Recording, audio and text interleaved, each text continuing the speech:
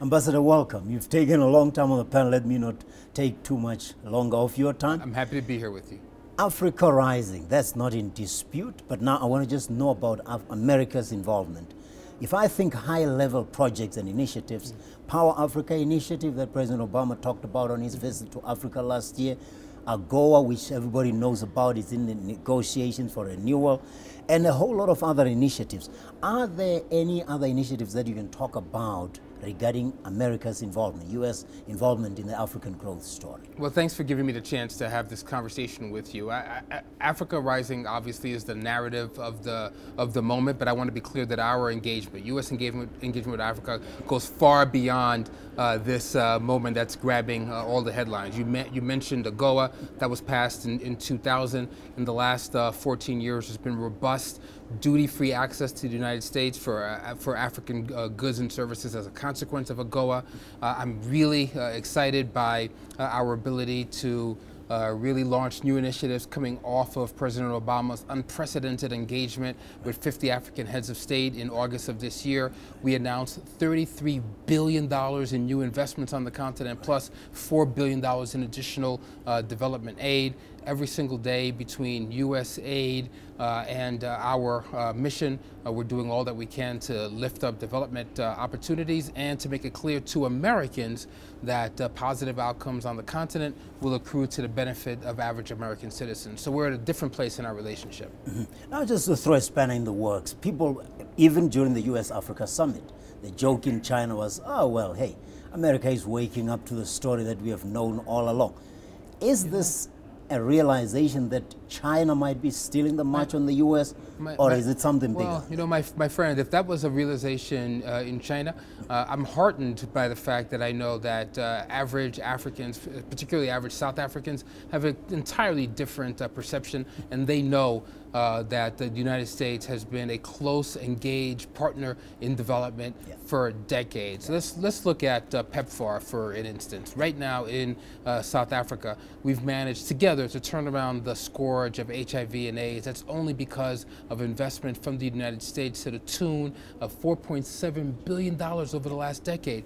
That lowering the threshold on HIV and AIDS creates opportunities for young people, saves communities, and changes the economic environment here. So maybe that was the joke in China. That's certainly not the attitude here in Africa. But now tell me about the new initiatives that the U.S. will be mounting on the African continent. Are they going to be more win-win?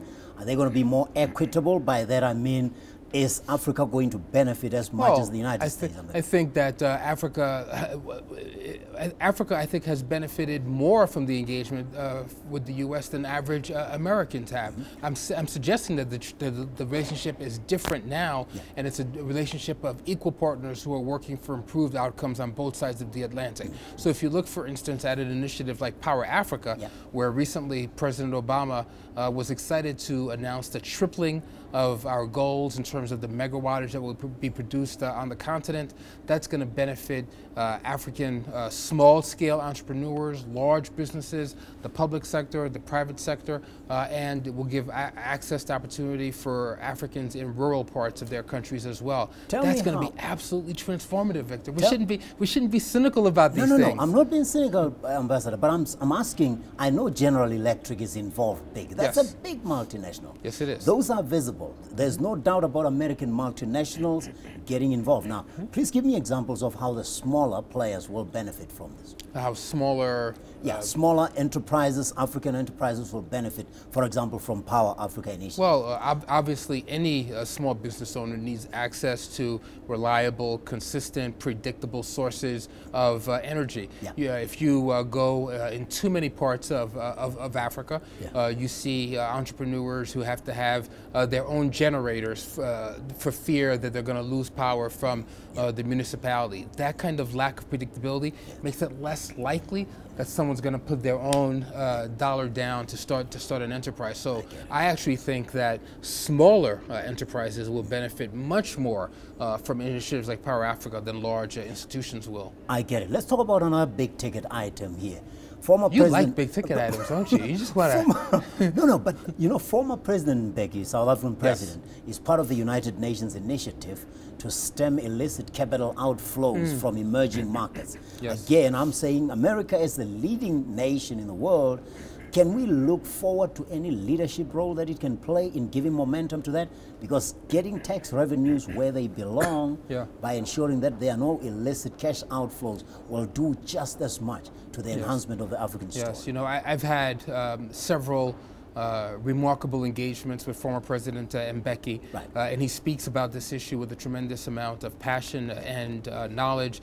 He really sees this as a critical point of development for the continent, and we are completely aligned with his vision there. I was excited to be able to sign an agreement with the finance minister in South Africa to stem the flow of illicit resources from this country and from the continent. But I want to just quickly add that while we do this and we lift up regulatory authority to make certain that resources that belong in Africa stay in Africa, we also need to make certain that there's transparency on both sides so that American investors feel as if they come and they put their resources on the ground, that there'll be not only benefit here, but that there'll be easy flow of access to their currency and liquidity back home as well. So we just need to make certain that we land this in a way that works both for the American investor, American consumers, and for average Africans as well. And just on a cultural side, I'm a follower of the NBA, and I know what the NBA is doing in South Africa to boost the basketball league, and I know Basketball Without Borders, it's not just sport, there's big business if it does take off. Absolutely. Is there any new initiative, again, on the cultural sporting front that will be getting the American? You know, I don't want to get out ahead of my friends in the NBA. I know that Amadou from Basketball Without Borders is going to make a very exciting announcement about a major initiative that's going to take place here, and other sports franchises and other cultural entities are looking at the markets here and the opportunities here, because we have a burgeoning middle class that is prepared to invest in entertainment as well. So we're excited by all of that. But let's be clear that it's not just a commodity.